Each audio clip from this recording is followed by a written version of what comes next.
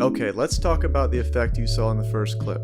This is called the dolly zoom. It's called the dolly zoom because the camera is traditionally on a dolly moving forwards while zooming out or moving backwards while zooming in. Today we're going to mimic lens zooming with scaling in Premiere.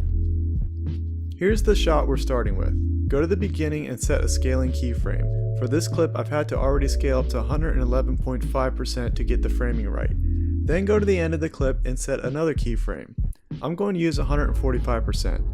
Now when you play the clip you can watch the scaling percentage gradually go up.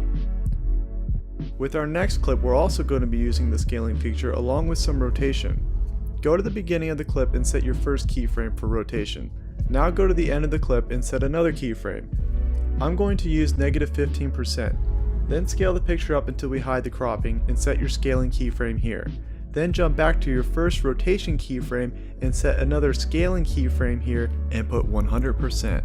Now we can watch as the scaling and rotation values gradually change as the clip plays. I hope you liked this video. If you have any questions, just leave them in the comments. Thank you for watching.